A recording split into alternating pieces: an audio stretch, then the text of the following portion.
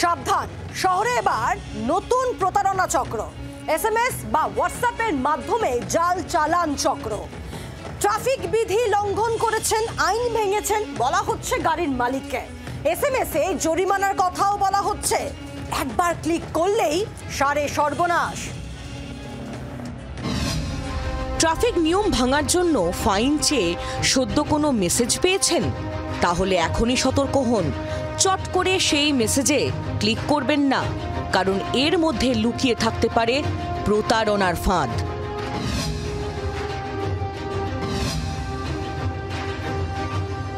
নতুন এক প্রতারণা চক্রের হদিশ পেল বিধাননগর সিটি পুলিশ। ট্রাফিক পুলিশের নামে আর্থিক প্রতারণার ফাঁদ পেতেছে সাইবার জালিয়াতরা। পুলিশ সূত্রে খবর,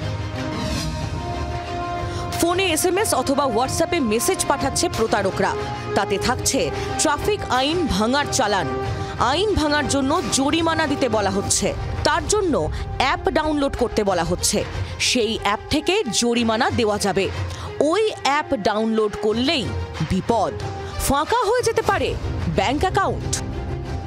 তার গাড়ির নাম্বার দেওয়া হচ্ছে এবং সঙ্গে একটি ভুয়ো চালান নাম্বার দিয়ে বলা হচ্ছে যে আপনি একটা সার্টেন ট্রাফিক ভায়োলেশন আপনি করেছেন এবং সেই ভায়োলেশনটা করার দরুন আপনাকে এত টাকা ফাইন দিতে হবে, এত টাকা জরিমানা দিতে হবে। তার সাথে সাথে এখানে বলা আছে যে যদি আপনি সেটার বিষয়ে কোনো রকম এভিডেন্স যদি দেখতে চান এবং টাকাটা যাতে সহজে আপনি পেমেন্ট করতে পারেন, তার জন্য একটি অ্যাপ ডাউনলোড করতে বলা হচ্ছে। এটা কিন্তু সম্পূর্ণ রকম ভাবে কিন্তু ফেক। বিধাননগর পুলিশের তরফ থেকে জানানো হচ্ছে যে এই অ্যাপটি যাতে কোনোভাবেই মানুষ ডাউনলোড না করে, তার কারণ সরকারিভাবে কোনো অ্যাপের মাধ্যমে কিন্তু এই ট্রাফিক চালানের যে ফাইন, সেই ফাইন কিন্তু দেওয়া হয় না। গভর্নমেন্টের একটি পোর্টাল রয়েছে যার মাধ্যমে কিন্তু সেই চালানের টাকা সেগুলো কিন্তু পেমেন্ট করা হয়। প্রতারকদের সেই অ্যাপের সন্ধান ইতিমধ্যেই বিধাননগর সিটি পুলিশের হাতে এসেছে। অ্যাপটিকে ফরেনসিকে পাঠানো হয়েছে। এই অ্যাপটির আইপি অ্যাড্রেস এবং অ্যাক্সেস কোথা থেকে হয়েছে তা খতিয়ে দেখা হচ্ছে। বিপদ থেকে বাঁচতে প্রতারিতরা কি করবেন তারও একটা গাইডলাইন দেওয়া হয়েছে পুলিশের তরফে।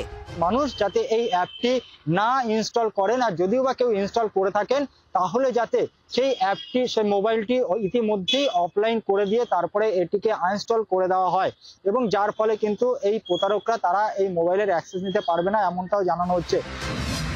যদি প্রতারণার শিকার হয়ে থাকেন তাহলে দ্রুত নির্দিষ্ট পোর্টালে আবেদন করার পাশাপাশি নিকটবর্তী থানায় অভিযোগ জানানোর পরামর্শ দেওয়া হয়েছে বিধাননগর সিটি পুলিশের তরফে। নান্টু হাজরার রিপোর্ট, জি24 ঘন্টা। বাংলার আওয়াজ, বাঙালির আবেগ, জি24 ঘন্টা।